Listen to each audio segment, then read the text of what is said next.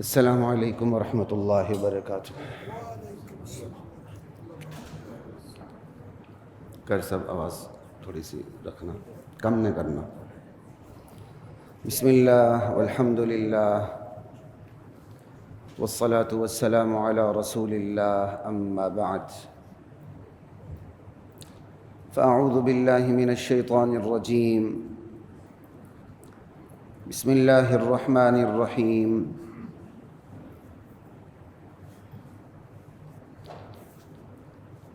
وما خلقت الجن والانس الا ليعبدون ما اريد منهم من رزق وما اريد ان يطعمون ان الله هو الرزاق ذو القوة المتين۔ حضرات محترم، معاشیات اسلام کے حوالے سے یہ ہماری مسلسل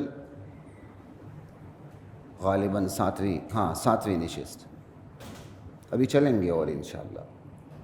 یہ محض کوئی فنی مباحث نہیں ہے، اس کا تعلق ہماری پوری زندگی سے ہے، حلال و حرام سے ہے۔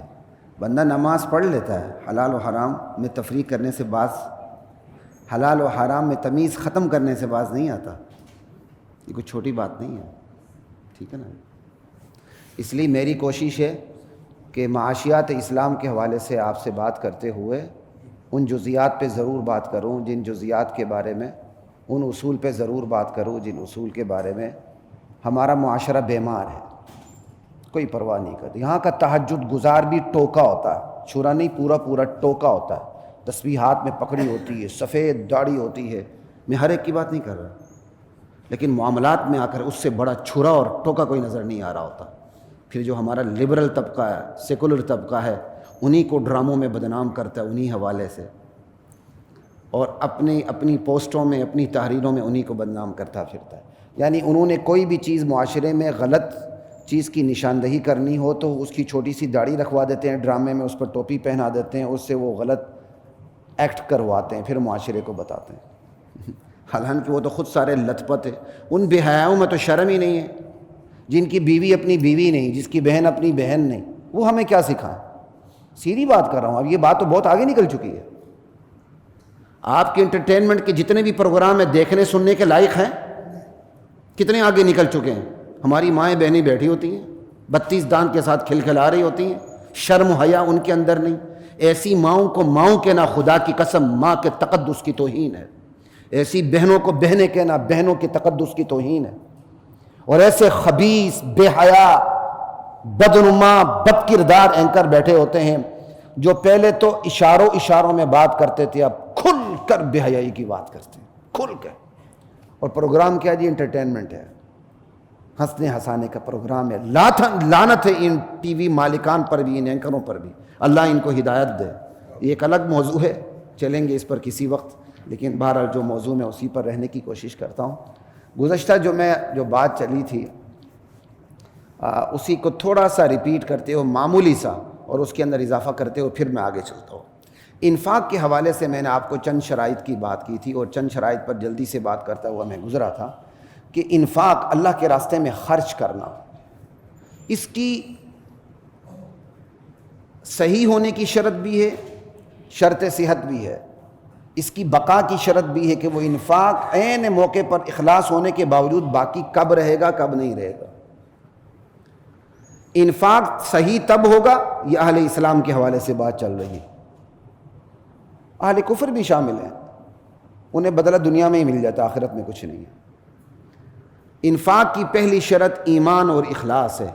ایمان نہیں، انفاق جتنا مرضی کر لیں، اس کا فائدہ دنیا کی حد تک ہے، آخرت میں کچھ بھی نہیں۔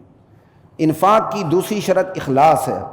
ایمان ہوتے ہوئے بندہ اخلاص سے اگر انفاق نہیں کرتا، خرچ نہیں کرتا، ریاکاری، نمود و نمائش، کسی اور مقصد کے لیے خرچ کرتا ہے، تو وہ بھی ہباء منصورہ ہے، اڑتی ہوئی خاک ہے، اللہ کے ہاں اس کی کوئی وقعت نہیں۔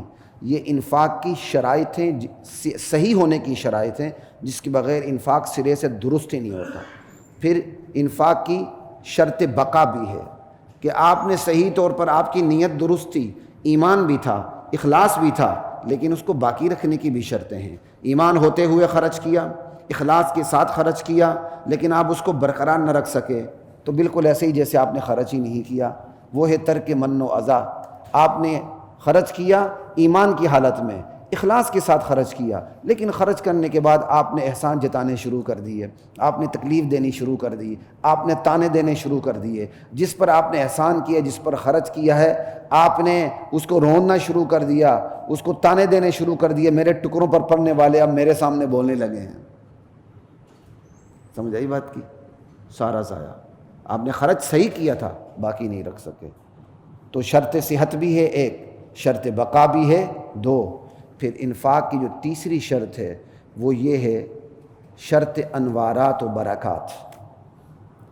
انفاق آپ نے کیا، اس کی انوارات اور برکات بندے کے دل دماغ پر پڑتے ہیں۔ آپ نہیں دیکھتے اللہ کے لیے آپ 10 روپے بھی کسی کو دے دیں نا تو آپ کو ایمان کی حلاوت محسوس ہوتی ہے، میٹھاس محسوس ہوتی ہے۔ تو انوار و برکات لینے کی بھی شرط ہے، وہ یہ ہے گناہوں کو چھوڑنا، ترک الذنوب۔ ایک طرف سے آپ نے پورا گناہوں کا مین گیٹ کھولا ہوا ہے، اور دوسری طرف سے آپ اللہ کے راہ میں اخلاص کے ساتھ بھی دے رہے ہیں، ایمان کے ساتھ بھی دے رہے ہیں، احسان بھی نہیں جتلا رہے، تکلیف بھی نہیں دے رہے، ساری شرطیں پوری ہو رہی ہیں، لیکن آپ نے ایک طرف انفاق کی کھڑکی کھولی ہوئی ہے اور دوسری طرف آپ نے گناہوں کا مستی دروازہ کھولا ہوا ہے۔ سمجھائی؟ ایک طرف انفاق کی کھڑکی اور دوسری طرف مستی گیٹ پورا کھلا ہوا ہے گناہوں کا۔ تو اب آپ بتائیں، جو آپ نے انفاق کی کھڑکی کھولی ہے تو اس کے انوارات و برکات کیسے محسوس ہوں گے؟ وہ تو جو انوار و برکات آ رہے ہیں وہ گناہوں کی مستی گیٹ سے باہر جا رہے ہیں، وہ مرتب ہی نہیں ہو رہا ہے۔ اب مرتب نہ ہونے کا نتیجہ کیا ہوگا؟ آپ نے جو خرچ کیا ہے نا وہ پلٹ کے آپ پر اثرات مرتب نہیں کرے گا۔ جب اثرات مرتب نہیں کرے گا تو دوسری دفعہ آپ خرچ کرنے کے لیے تیار نہیں ہوں گے۔ کیوں؟ نیکی نیکی کو کھینچتی ہے، جس طرح گناہ کو کھینچتا ہے، بالکل اسی طرح نیکی کو کھینچتی ہے۔ کنت جن سے باہم جن سے برواز، کبوتر با کبوتر باز با باز۔ ہم جنس کے ساتھ پرواز کرتا ہے، کبوتر کے ساتھ پرواز کرتا ہے تو باز کے ساتھ پرواز کرتا ہے۔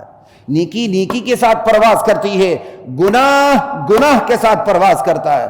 آپ نے انفاق کی کھڑکی کھولی لیکن گناہوں کا مستی دروازہ بھی کھلا رکھا ہے، تو وہ جتنی بھی انفاق کی کھڑکی سے انوار و برکات آ رہے ہیں وہ آپ کی طرف آنے کی بجائے مستی گیٹ سے سارے باہر نکل رہے ہیں، اور مستی گیٹ کے گناہ اندر داخل ہو کے دل و دماغ کو زنگ آلود کر رہے ہیں۔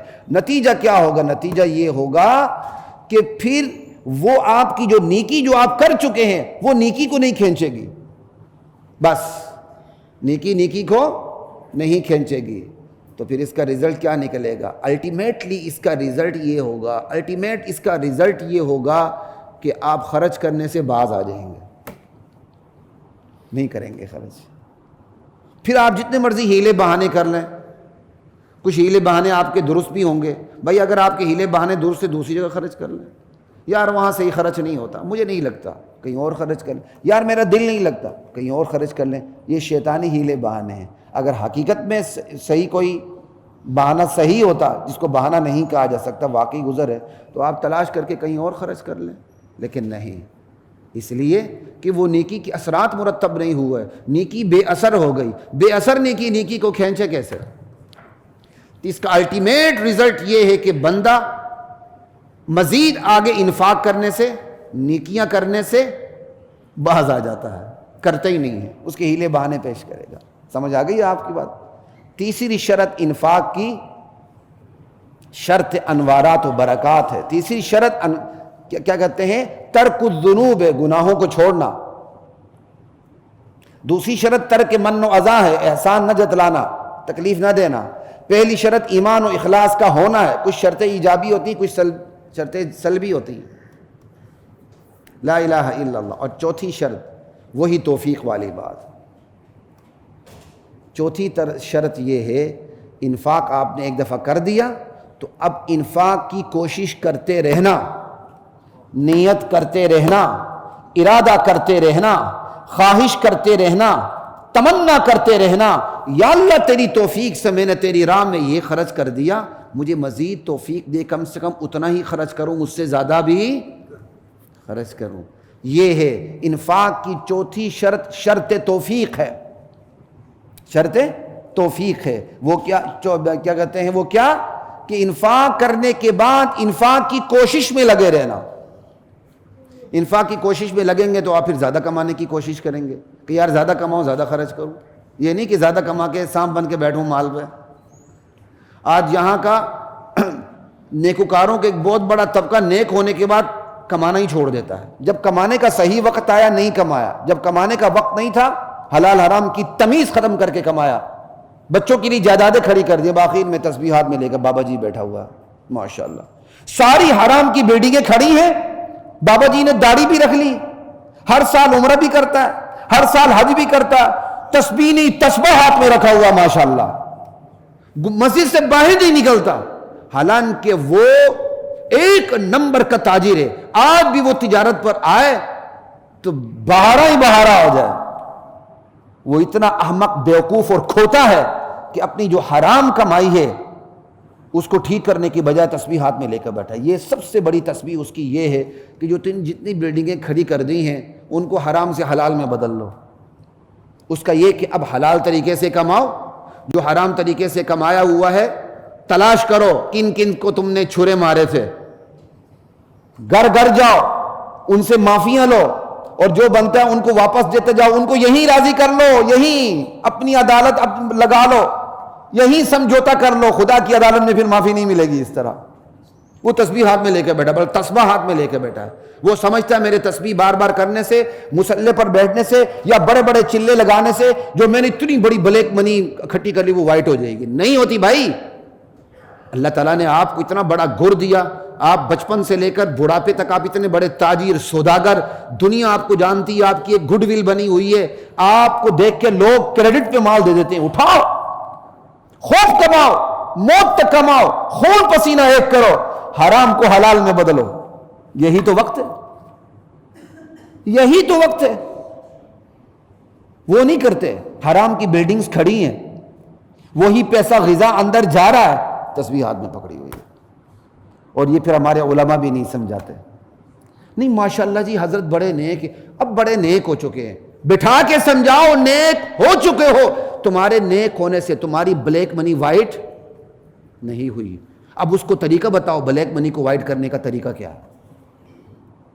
اگر کوئی نہیں ملتا جس سے آپ نے چھرے مارے، لاکھوں کروڑ روپے کھٹے کی، کوئی نہیں ملتا، تو پھر اس کا طریقہ کار یہ ہے کہ اس کے لیے اللہ کے نام پہ صدقہ کرتے چلے جاؤ، صدقہ جاریہ کر دو کہ میں نے جس سے یہ میں نے لوٹ کھسوٹ کی تھی اتنی مقدار تھی، میں کیا کہتے ہیں میں نہیں جانتا وہ کون ہے، یہ اس کے لیے صدقہ ہو گیا۔ اور حرام مال تو صدقہ نہیں ہوتا، لیکن یہ اس کا ہے نا، تو مال اس کا تھا، اس کے نام پہ صدقہ ہو، نام اللہ کا، اس کے لیے صدقہ ہو گیا۔ اور سہولت کے لیے یہ ہے کہ آپ نے کسی کے 10 کروڑ 10 لاکھ کروڑوں اربوں کھربوں آپ نے لیے تھے، وہ سب کو اکٹھا کریں اور ایک بہت بڑا وقف ٹرسٹ بنائیں، اس سب کو ٹرسٹ میں شامل کر دیں، اس کی آمدنی کو للہ فی اللہ وقف کر دیں، نیت یہ کر لیں میں نے جن جن سے کمایا تھا ان پہ صدقہ ہوتا چلا جائے۔ یہ طریقہ ہے، یہ نہیں ساری جوانی لٹا دی حرام مال میں، ماشاءاللہ باقی تسبیح ہاتھ میں پکڑ لی۔ اللہ کو پتہ نہیں ہے، یہ لوگ اللہ کو داؤں مارتے ہیں۔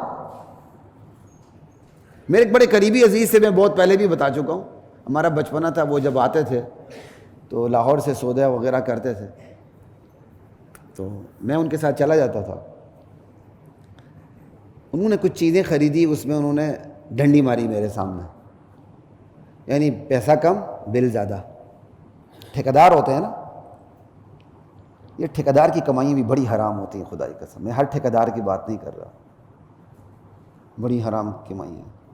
اگر مشاہدہ کرنا ہے تو اس ادارے میں جتنے کام ہوئے ہیں تھوڑا سا دیکھ لو، پتہ چل جائے گا کتنا پیسہ لگا ہے تو کیا کچھ ہوا ہے، یہی پتہ چل جائے گا آپ کو۔ میں کہا بھائی جان آپ یہ کیا کر رہے ہیں؟ کہتا ہے ابھی تک مجھے الفاظ یاد ہیں، پجیرو کا یا گئے، کہتا ہے ایک پجیرو پاؤں کے نیچے آنے دو پھر توبہ کر لیں گے۔ مجھے آج تک ان کی بات نہیں بھولتی۔ اللہ اکبر۔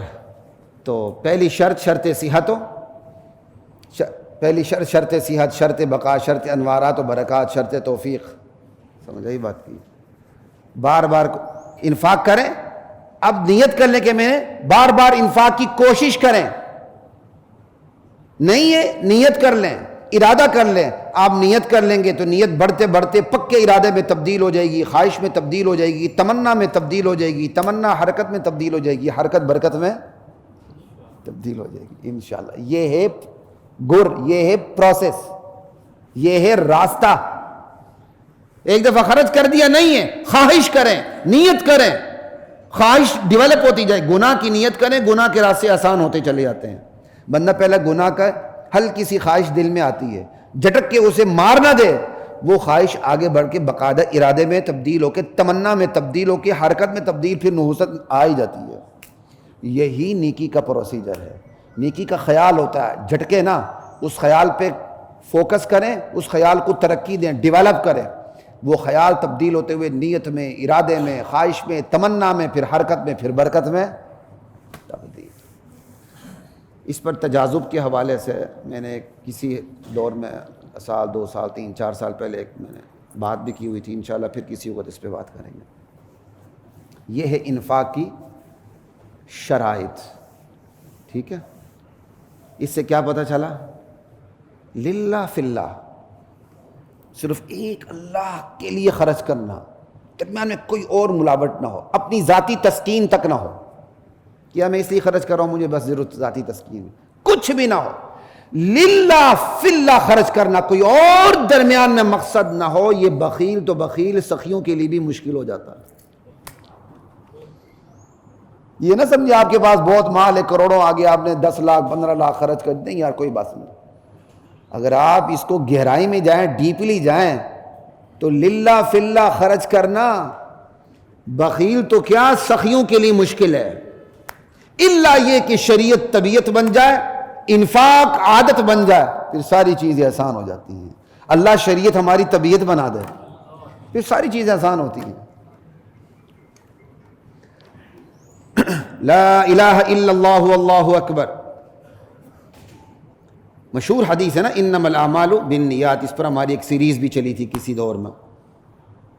اسی کے تحت ایک حدیث تھی، قیامت کا دن ہوگا، اللہ تعالیٰ حافظ قرآن کو، قاری کو بلائیں گے. اس وقت کے حافظ قاری عالم ہوا کرتے تھے. آج کل کا حافظ قاری نیرا حافظ قاری ہوتا ہے، اکثر عالم نہیں ہوتے. اور المیہ عالم اکثر حافظ نہیں ہوتے کم ہی ہوتے ہیں. اب تو خیر رواج بڑھ گیا. ٹھیک ہے؟ قیامت کا دن ہوگا، اللہ تعالیٰ حافظ صاحب قاری صاحب کو بلائیں گے. آ جاؤ بھائی، حفظ کیا تھا ماشاءاللہ، قرآن کا علم تھا، کس غرض کے لیے؟ کہ یا اللہ میں تیرا قرآن پڑھاتا گیا، تلاوت کرتا گیا، یہی تو میری غرض تھی، تیرے قرآن کو پھیلاتا جاؤں، پڑھتا جاؤں، پڑھاتا جاؤں. اللہ کہتا ہے تو جھوٹ بول رہا ہے، تو جھوٹا ہے، تو جھوٹا ہے. یہ جھوٹا میں ٹھا کے دیتا ہوں، یہ میری بچپن کی عادت ہے، پتہ نہیں یہ ختم نہیں ہوتی. لا الہ الا اللہ، وہ ٹھا ہی نکلتا ہے کہ تو جھوٹا ہے، تو جھوٹ بول رہا ہے. تو انہیں اس لیے قرآن پڑھا تھا تجھے حافظ کہہ دیا جائے، قاری کہہ دیا جائے. وہ کہہ دیا گیا، مطلب پورا ہو گیا، میرے پاس کیا ہے تیرے لیے. اللہ اکبر. یہ اس معاشرے کی بات ہے جس میں حافظ قاری عالم کی عزت ہو. بندہ حافظ قاری عالم بننا پسند کرے کہ معاشرے میں مجھے وقار ملے گا، اس میں یہ ہو رہا ہے. تو آج کل دیکھیں کیا ہوگا. خیر یہ الگ بحث ہے. اللہ تعالیٰ پھر شہید کو بلائیں گے. جو لوگ جس کو شہید سمجھ رہے ہوں گے، یہ اللہ کے راستے میں شہید ہوا تھا. ہاں بھائی، تو قتل ہوا کس غرض کے لیے؟ یا اللہ تیری راہ میں مارا گیا، جہاد کیا تھا. اللہ کہیں گے تو بھی جھوٹ بول رہا ہے، جھوٹا ہے 1 نمبر کا. تو نے اس لیے جہاد کیا تھا. لوگ تجھے بہادر کہہ دیں، تجھے کہہ دیا بہادر، مطلب پورا ہو گیا، میرے پاس تیرے لیے کچھ بھی نہیں. اسے بھی اٹھا کے جہنم میں پھینک دیا جائے گا. بات یہاں پوری نہیں ہو رہی ہے. حافظ قاری کو اٹھا کے جہنم میں، شہید کو اٹھا کے بھی، جو لوگوں کے سامنے شہید ہے، جہنم میں. اب مالدار صاحب کو لایا جائے گا جس نے بڑے خیر خیرات کیے ہوں گے. ہاں بھائی تیرے پاس اتنی بڑی دولت تھی، کیا کیا؟ یا اللہ میں نے عزیزوں میں، اقربا میں، خیر خیرات، اداروں کو بہت کچھ میں نے دیا، تیری راہ میں خرچ کیا. کہا نہیں. تو نے اس غرض کے لیے میری راہ میں خرچ نہیں کیا، تو نے اس لیے خرچ کیا، تجھے لوگ فیاض کہیں، سخی کہیں، بڑا مخیر کہیں، یہ بڑا مال خرچ کرتا ہے، تجھے بھی کہہ دیے گئے، تیرا بھی مطلب پورا ہو گیا، میرے پاس تیرے لیے کچھ نہیں، چل جہنم۔ اس سے پاک کیا پتہ چلا کہ قرآن جو معاشی مشکلات کا حل پیش کرتا ہے وہ نرا انفاق نہیں ہے۔ یہ حدیث میں نے اس لیے پیش کی ہے، وہ نرا انفاق نہیں ہے، نرا خرچ کرنا نہیں ہے، اس انفاق کے اندر اس کے صحیح ہونے کی شرائط کو بھی دیکھنا ہے، اس کو باقی رکھنے کی شرائط کو بھی دیکھنا ہے، اس کی ترقی دینے کی شرائط کو بھی دیکھنا ہے، اس کی انوارات و برکات کو بھی دیکھنا۔ نرا انفاق نہیں، نرا انفاق، نرا خرچ کرنا، کافرانہ معیشت میں معیشت تو ہے، اسلامی معیشت میں معیشت نہیں بلکہ معیشت کی بربادی اور ہلاکت ہے۔ کتنا بیسک ڈیفرنس ہے اسلامی اور کافرانہ معیشت میں۔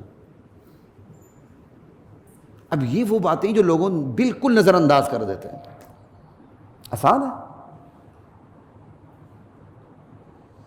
اللہ اکبر کبیرہ والحمد للہ کثیرہ۔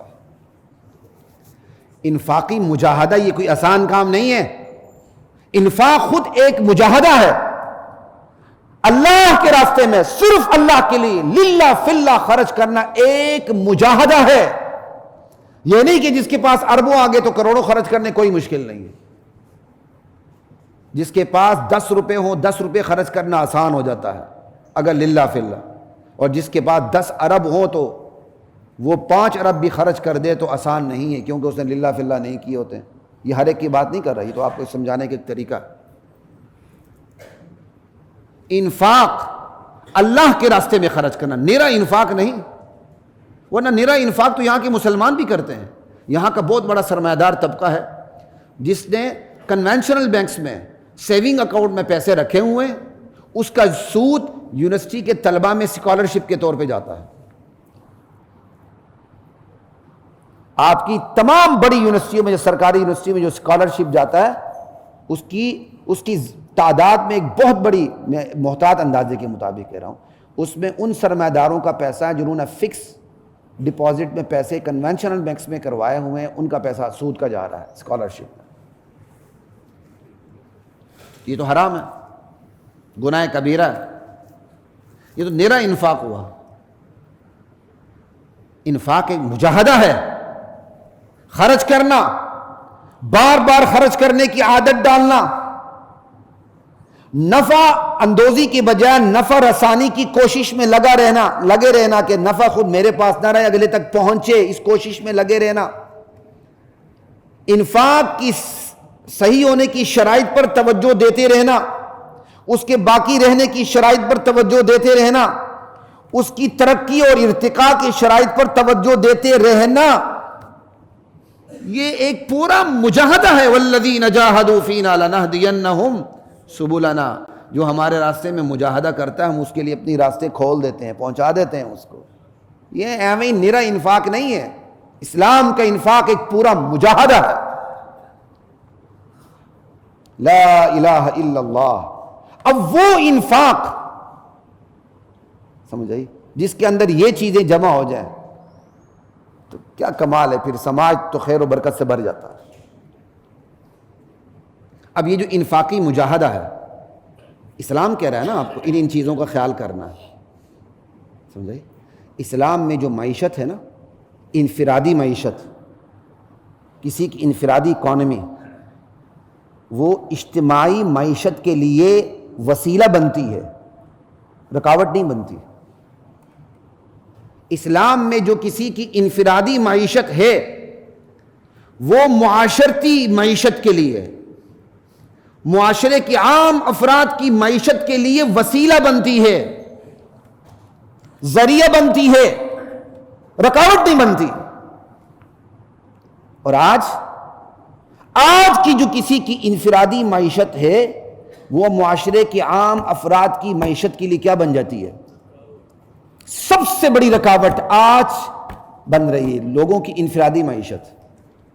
ٹکے ٹکے لوگ جمع کر کے بینکوں میں رکھتے ہیں، وہ سارا عوام کا بینکوں کا پیسہ ایک سرمایہ دار تھوڑے سے سود پہ اٹھا کے بھاگ جاتا ہے، پھر اس سے وہ کاروبار کرتا ہے، کاروبار کر کے جو اس نے بینک کو سود پے کرنا ہوتا ہے وہ بھی کاروبار والی چیز میں ڈال دیتا ہے، ٹیکس پلس ٹیکس لکھا ہوتا ہے، سارا ڈال دیتا ہے۔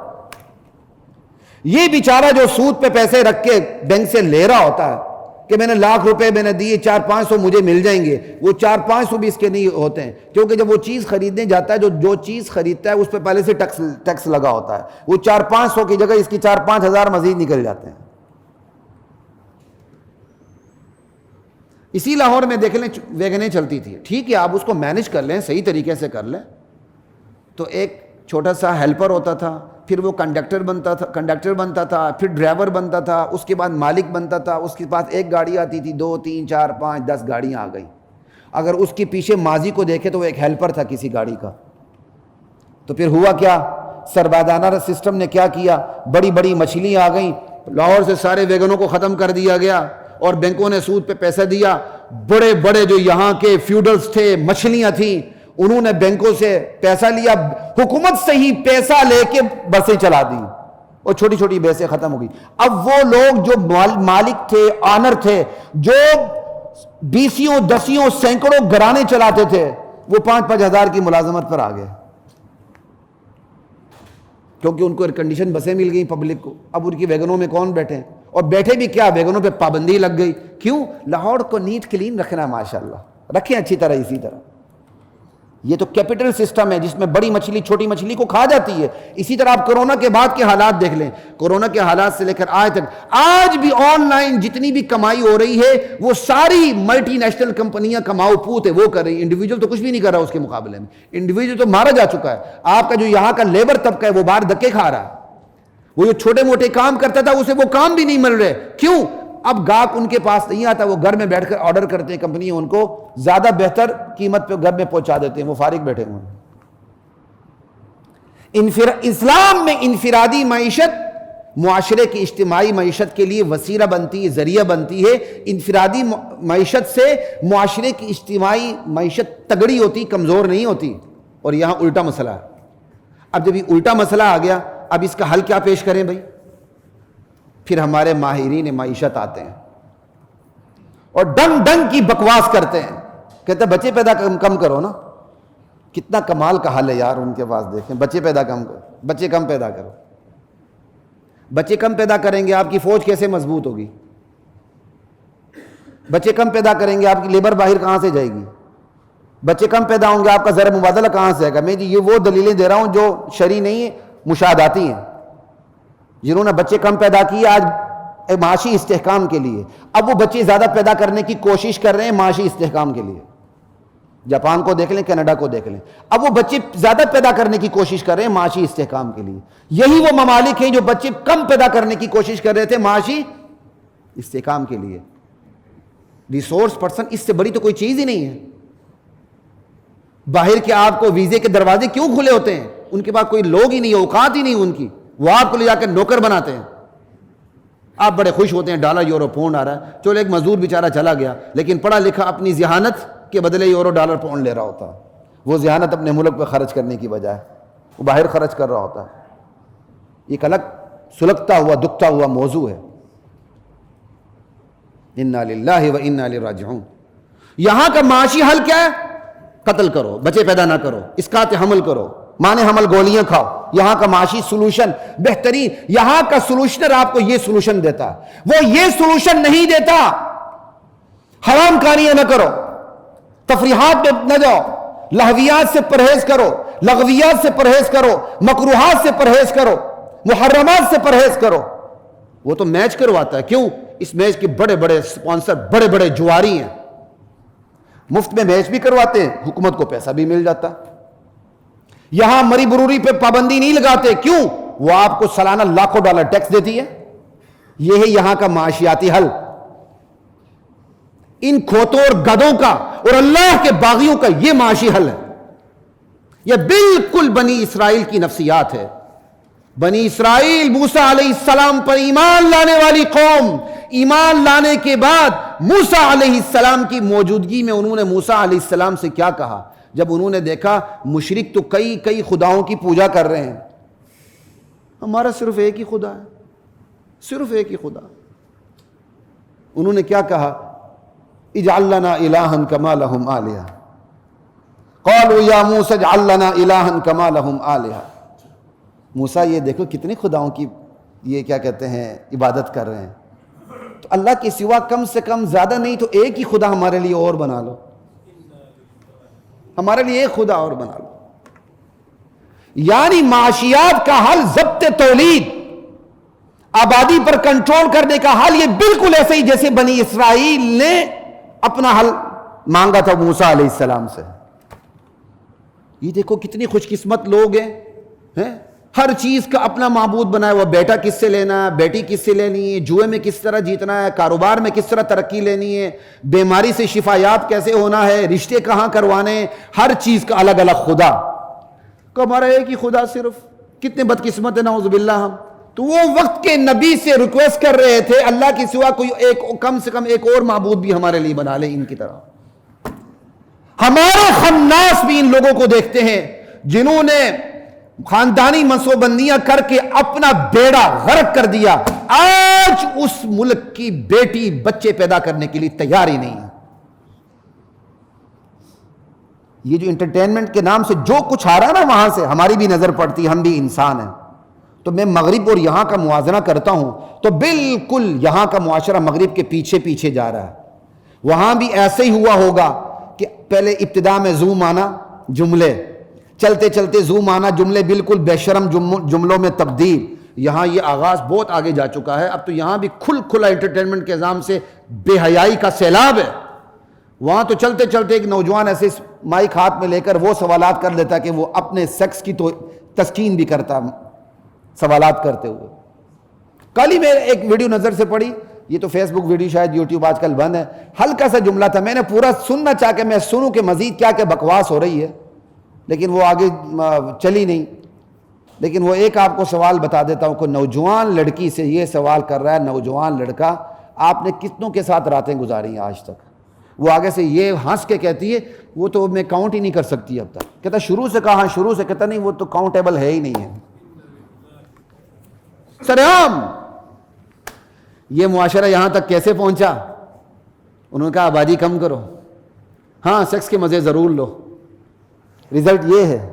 اس رزلٹ تک وہ مجھے اور آپ کو پہنچانا چاہتے ہیں، اور ہم قبول کر کے ہم نے اپنے ایسے سولوشنر رکھے ہوئے ہیں جو ہمیں سولوشن دیتے ہیں معاشی کم کرو، مزید سارے لوگ گولی استعمال کرو، سب کچھ کرو۔ وہ ہماری نوجوان نسل اپنے اندر کر رہی ہے۔ یہ زنا اس مملکت میں تب سے بڑا جب سے یہاں خاندانی منصوبہ بندی آئی۔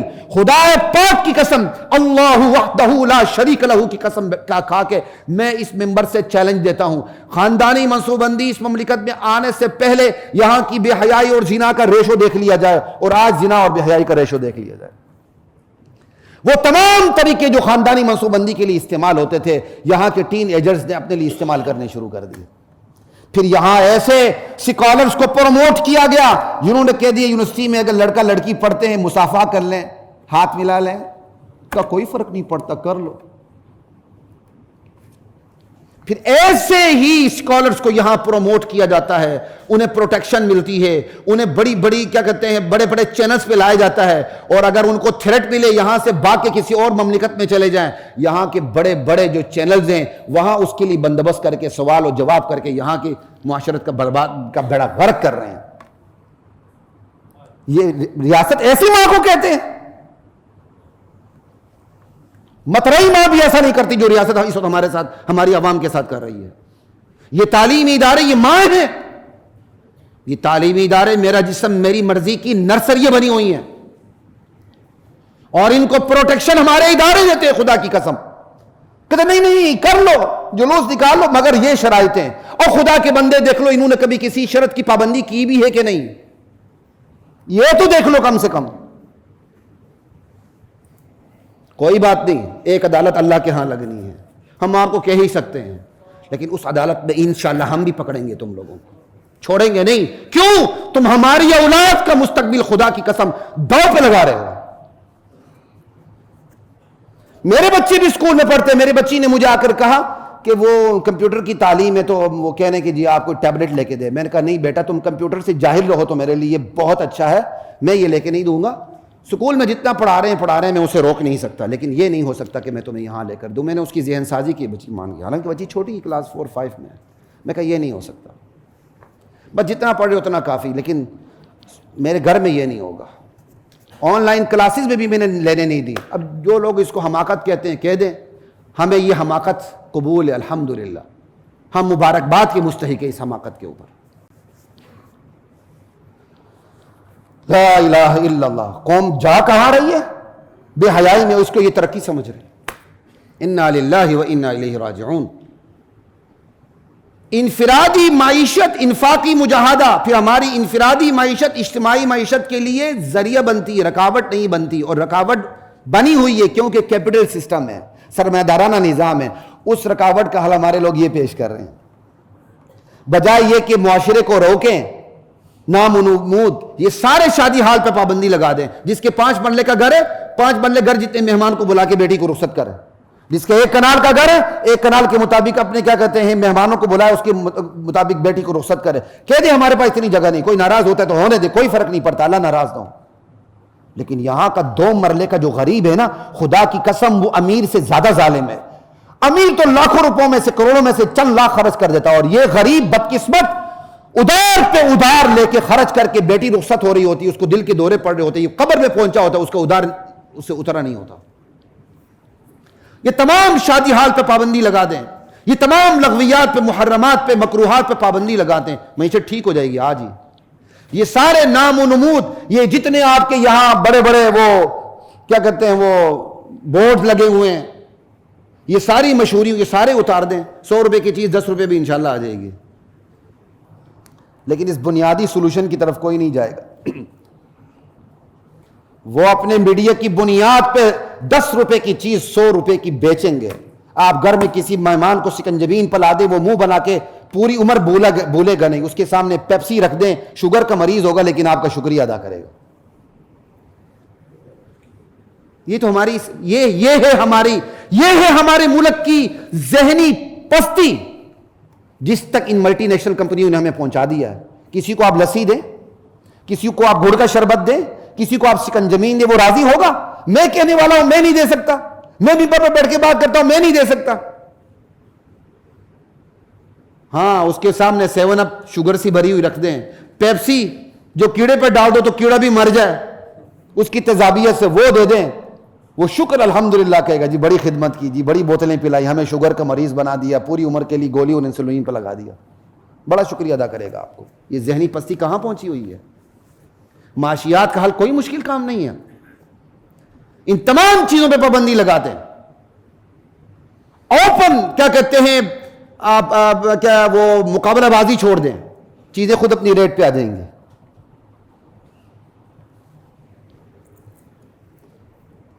اسلام کی جو معاشیات ہے نا، وہ کافرانہ معیشت کی طرح نہیں ہے کہ آپ اس کو نظام زندگی سے الگ کر کے ایک کتاب لکھ دیں اور ایسے معاشی اصول لکھ دیں کہ اس میں پھر عزت کا بیچنا بھی ایک معاشی اصول ہو. کیا ایسے مملکتیں ہیں کہ نہیں، ریاستیں جن کا بہت بڑا بزنس صرف یہی ہے کہ وہاں لڑکیوں اور لڑکے استعمال ہوتے ہیں، ان کا بزنس ہے کیونکہ ان کی معیشت ہے. ہماری معیشت اسلام کے پورے نظام زندگی کے گلدستے کا ایک پھول ہے، اور وہ گلدستہ بھی ایسا ہے جو زمین میں لگا ہوا ہے. یہ نہیں کہ آپ نے آرٹیفیشل پھولوں کا گلدستہ بنا دیا یا مالی کو کہہ کر اپنے باغ میں سے گلدستہ بنا دیے جو 2-3 دن فریش رہے اس کے بعد ختم ہو جائے. نہیں، یہ گلدستہ بھی ایسا ہے کہ جو زمین میں لگا ہوا ہے، پھول کو توڑ دیں گے پھول مرجھا جائے گا، پھول بے وقت ہو جائے گا. ہماری اسلامی معیشت کو اسلام کے نظام زندگی سے باہر نکال دیں، وہ 1 منٹ کے لیے سانس نہیں لے سکتا. ہماری معیشت 1 منٹ کے لیے سانس نہیں لے سکتی. ہاں اس کے کچھ عالمگیر اصول ہیں، اس کو کافر بھی اپنا لیں، وہ ان کو فائدہ دیں گے، لیکن جو حقیقی فائدہ جو اسلام بتاتا ہے وہ 1 منٹ کے لیے نہیں مل سکتا جب تک اس معیشت کے ساتھ پورے اسلام نظام زندگی کو نہ اپنا لیا جائے. یہی وجہ ہے کہ اسلام نے معیشت کو اس طرح ڈسکس نہیں کیا جس طرح آج کے معاشی ماہرین ڈسکس کرتے ہیں، پورے نظام زندگی سے الگ کر کے، پورے نظام اخلاق سے الگ کر کے، پورے نظام حیات سے الگ کر کے وہ ایک کتاب لکھ دیتے ہیں. اسلام نے ایسا نہیں کیا. اسلام کی معیشت اس کے نظام زندگی سے باہر نہیں، تقوی سے باہر نہیں. اسلام کی معیشت کو اٹھا کے الگ سے آپ مرتب کریں گے، وہ 1 منٹ سانس نہیں لے سکتی. ایک منٹ کے لیے وہ جی نہیں سکتی. یہ ہے اسلامی معیشت. کس پہ میں بات کروں؟ اور ہم نے سمجھا ہوا کیا؟ لا الہ الا اللہ ہے. ٹھیک ہے، آگے چلتے ہیں. اب آپ کو میں 3 حقیقتیں بتاتا ہوں مال کے متعلق، انفاق کے متعلق، کہ ان کے کیا حیرت انگیز نتائج سامنے آتے ہیں. لا الہ الا اللہ. انفاق جو ہے نا، اس کی جو اصل حقیقت، جس کو ہم اپنی علمی زبان میں جوہری حقیقت کہہ دیتے ہیں، یعنی جو اس کی اصل نیچر ہے، جو اس کی اصل بائی نیچر ریالٹی ہے، وہ ہے ایثار، قربانی، ترجیح، خود پر دوسروں کو پریورٹی دینا، فوقیت دینا، نفع رسانی، نفع دینا. تو 2 چیزیں ہو گئیں. انفاق کیا ہے؟ اگلے کو نفع پہنچا دینا. انفاق کیا ہے؟ اگلے کو ترجیح دے دینا. نفع رسانی، ایثار، یہ انفاق کی اصل حقیقت ہے. اسی پہ انشاءاللہ آگے بات چلتی جائے گی، لیکن افسوس وقت کم ہے. آئندہ جمعے بھی اس پر بات ہوگی. میرا تو خیال تھا کہ یہ چیزیں آج ہی پوری ہو جائیں گی. ایک تو یہ ریئلٹی انفاق کے حوالے سے یاد رکھ لیں کہ انفاق نام ہی ایثار کا ہے. ایثار نو انفاق ہی نہیں ہے. انفاق نام قربانی کا ہے. انفاق نام ہی نفع پہنچانے کا. بھائی پھر ایک الگ بات آتی ہے، پھر دیر لگ جائے گی. جس کو جو نفع پہنچانا چاہیے وہ نفع پہنچائیں. اگر ایک بات دوپٹہ نہیں ہے، آپ اس کو جہاں بڑی آٹے کا توڑا دے رہے ہیں. اگلے پاس پہننے کے کپڑے نہیں، آپ کو بوٹیاں کھلا رہے ہیں. آ جاؤ بھائی، اس کو جس چیز کی ضرورت ہے وہ پہنچائیں آپ اس کو. اور یہ اللہ کی ربوبیت کا بھی تقاضا ہے. اللہ اپنی مخلوق میں جس چیز کو جس وقت، جس مرحلے میں، جس مقدار میں، جس معیار میں، جس چیز کی ضرورت تھی وہ پرووائڈ کرتے ہیں. اسی کا نام رب العالمین ہے. ایک تو انفاق کی یہ ریئلٹی آپ کے سامنے ہونی چاہیے. ایک دوسری، انفاق کے مفہوم میں بڑی وسعت ہے، بہت زیادہ. ہم نے انفاق کس کو سمجھ لیا؟ مال خرچ کرنا. یہ انفاق کا بہت بڑا شعبہ ہے، لیکن انفاق کے مال میں محدود نہیں ہے، باؤنڈ نہیں ہے. انفاق کی جو سرحدیں ہیں بڑی لامحدود سرحدیں ہیں. یہ خود انفاق کے لفظ سے پتہ چلتا ہے. قرآن میں ہے نا وَمِمَّا رَزَقْنَاهُمْ يُنْفِقُونَ. متقین کون ہیں؟ ہم جو رزق دیتے اس میں سے خرچ کرتے ہیں. تو رزق کس کا نام ہے؟ اللہ کی عطا کا نام. اللہ نے آپ کو جو دیا ہے، مال دیا ہے، جان دی، عزت دی، آبرو دی، اختیارات دی، طاقت دی، وجاہت دی، شہرت دی، دولت دی، یہ ساری چیزیں رزق ہے. اب کا اس کا انفاق کرتے ہیں. جب رزق کے اندر عمومیت آ گئی تو انفاق میں خود بخود آ گئی. انفاق کے مفہوم میں لامحدود وسعت ہے. اگرچہ اکثر ضرورتیں چونکہ مال سے پوری ہوتی ہیں، لہذا لوگ بھی جب انفاق کا نام سنتے تو سمجھتے کہ مال خرچ ہو رہا ہے. تو مال بہت اہم ترین شعبہ ہے، لیکن اس میں محدود نہیں ہے انفاق. یہ بات پتے کی ہے. پھر اللہ نے یہ بھی کہا ہم جو رزق دیتے ہیں اس میں سے خرچ کرتے ہیں. یہ نہیں کہ مال خرچ کرتے ہیں، کہا خرچ کرتے ہیں. آبجیکٹ یہاں نہیں ہے، جس کو انگلش گرامر میں آبجیکٹ کہتے ہیں، عربی میں اس کو مفعول بہ کہتے ہیں. اور عربی کا قاعدہ ہے کہ جب مفعول بہ ذکر نہ ہو تو اس کے اندر عمومیت آ جاتی ہے. کہا صرف مال نہیں، ساری چیزیں آ گئی. جو ہے وہ خرچ. رزق ہے نا، جو رزق ہے وہ خرچ کرنا. تو رزق تو عام ہے، اللہ کی ہر عطا جیسے بتا دیا. تو یہ میں نے آپ کو دو دلیلیں دے دی انفاق کی عمومیت پر. تیسری دلیل، انفاق کی حقیقت ہی کس چیز کا نام ہے؟ ایثار کرنے کا نام ہے، قربانی دینے کا نام ہے. تو قربانی صرف بندہ مال میں دیتا، رویے میں دیتا ہے، احسان میں دیتا ہے، وجاہت میں دیتا ہے، اختیارات میں دیتا ہے، ساری چیزیں آ جاتی ہیں. تو اگر انفاق ایثار کا نام ہے تو ایثار میں عمومیت ہے، تو انفاق میں بھی کیا آ جائے گی؟ عمومیت آ گئی. تیسری دلیل ہو گئی. چوتھی دلیل، انفاق نفع پہنچانے کا نام ہے. کیا نفع صرف مال سے پہنچایا جاتا ہے؟ رویوں سے، مال سے، اولاد سے، احسانات سے، اچھی سفارش سے. اچھی سفارش کرنی چاہیے جو میرٹ پر ہو، اس میں کوئی مذائقہ نہیں ہے، خصوصاً آج کے دور میں. یہ ساری چیزیں سمجھیں. تو انفاق نام ہی نفع دینے کا ہے. اگر نفع میں عمومیت ہے تو انفاق میں بھی عمومیت آ گئی. چوتھی دلیل ہو گئی. پانچویں دلیل، اگر مال خرچ کرنا کار ثواب ہے تو مال سے جو زیادہ بہتر چیز ہے وہ زیادہ کار ثواب نہیں ہوگا؟ مال بڑی چیز ہے، جان بڑی چیز ہے؟ جان. مال بڑی چیز ہے، عزت بڑی چیز ہے، وجاہت بڑی چیز ہے.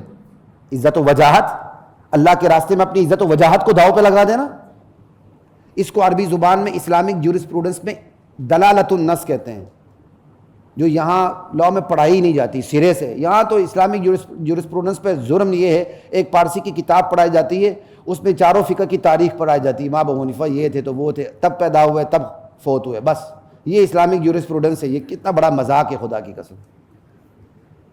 ہم نے 8 سال جورسپروڈنس پڑھی ہے بھائی، پھر بھی ہم اپنے آپ کو بالکل کنارے پہ سمجھتے ہیں. آپ لوگ پارسی کی کتاب سمجھتے ہیں، پتہ نہیں جورسپروڈنس آ گئی اسلام کی، نہیں آتی اس طرح، بھول جائیں. یہ دلالت النص ہے. پھر چھٹی دلیل قیاس سے بھی ثابت ہے. انفاق آپ خرچ کرتے ہیں، مال جب مال خرچ کرتے ہیں تو مال سے کیا ملتا ہے؟ نفع ملتا ہے. تو جہاں جہاں نفع ہوگا اس کو خرچ کرنے سے ثواب ہوگا. یہ ہے علت مشترکہ. قیاس ہوتی، قیاس کے اندر پریسیڈنٹ ہوتا ہے، دلالت النص میں پریسیڈنٹ نہیں ہوتا، بلکہ اس کو ایک اہل زبان سے سمجھ لیتا ہے. یہ ایک باریک سا فرق ہے، ویسے بتا دیے، کسی کو یاد رہے یاد نہ رہے کوئی فرق نہیں پڑتا. کچھ تھوڑی بہت علمی مشگافیاں کرنے کی ہماری بھی عادت ہوتی ہے، اس کے بغیر مزہ نہیں آتا، لیکن کسی کو سمجھ نہ آئے تو کوئی فرق نہیں پڑتا. تو یہ ہے کہ انفاق کے مفہوم میں بڑی وسعت ہے، لا محدود وسعت ہے، جو مال اور غیر مال ہر چیز کو، طاقت ہو، اختیارات ہو، اولاد ہو، وجاہت ہو، ریاست ہو، دولت ہو، شہرت ہو، سب چیزوں کا انفاق ہو سکتا. یہ دوسری بات ہو گئی انفاق کے حوالے سے. تیسری بات، انفاق میں محبوبیت ہے، یعنی جو چیز آپ کو پسند ہے اس کو خرچ کریں. یہ نہیں کہ چھانٹ چھانٹ کر ردی چیز اللہ کے راستے میں دیں. دکاندار کیا کرتا ہے؟ چھانٹ چھانٹ کر ان چیزوں کو نکالتا ہے جو بکتی ہی نہیں، زکوٰۃ میں دے دیتا ہے. یعنی اللہ کے نام پہ کیا دینا ہے. اسی طرح ہمارے نمازی کیا کرتے ہیں؟ نماز پڑھنے آتے ہیں، ایسے کپڑے پہن کے آتے ہیں، وہ آگے سے بھی پتہ نہیں کہاں نکلا ہوتا ہے، پیچھے سے بھی پتہ نہیں کہاں اندر گھسا ہوتا ہے، نہ اس کی استری نہ کیا، کچھ بھی نہیں، نماز پڑھ رہے ہیں. وہ نماز نہیں، پھر وہ نماز ہے. آپ کسی دنیا کی شخصیت کے پاس جاتے ہیں تو آپ ٹھیک ٹھاک ہو کے جاتے ہیں اپنی استطاعت کے مطابق. اللہ کی بارگاہ میں آتے تو رف کپڑے پہن کے آتے ہیں. ہمیں شرم آنی چاہیے. آپ دفتر میں ادھر ہیں ادھر ہیں، آپ باقاعدہ اللہ کی بارگاہ میں آنے کے لیے کپڑے رکھیں، پتہ چلے آپ اللہ کی بارگاہ میں حاضری کے لیے حاضر ہو رہے، تشریف نہیں لا رہے، حاضر ہو رہے ہیں. پھر دیکھیں اپنی زندگی میں خدا کی برکتیں کس شان سے برستی ہیں، خدا کی قسم. انفاق میں محبوبیت ہے، اپنی پسندیدہ چیز خرچ کریں. اس کی بھی ڈیٹیل انشاءاللہ آئندہ جو میں بھی آتی رہے گی، چند چیزیں بتا دوں میں.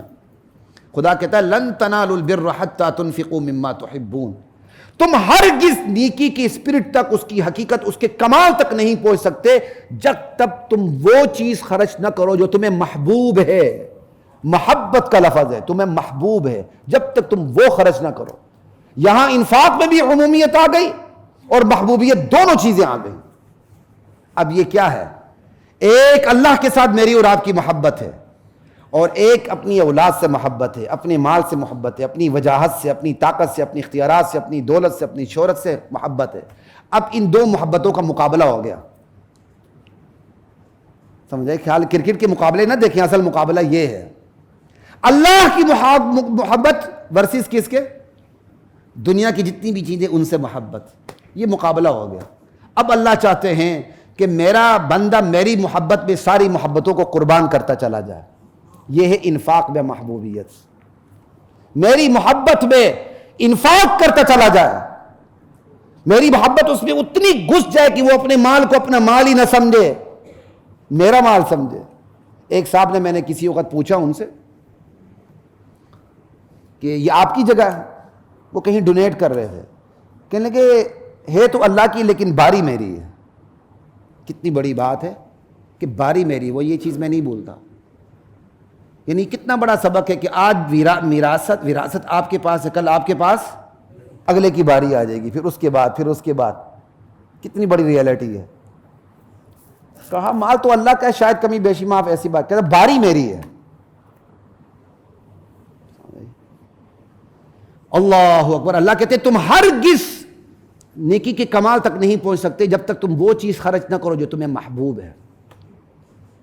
یہ 3 چیزیں، اس کی ڈیٹیل انشاءاللہ آئندہ جمعے بہت ڈیٹیل سے میں کروں گا. یہ 3 چیزیں انفاق میں جب آ جائیں، انفاق کی ریئلٹی جو ایثار نفر ثانی ہے 1، انفاق کے مفہوم میں وسعت 2، اور کیا خرچ کرنا جو آپ کو محبوب ہو. یہ 3 چیزیں آ جائیں نا انفاق میں، ایسا انفاق سماج میں خیر و برکتوں کی برسات برسا دیتا ہے.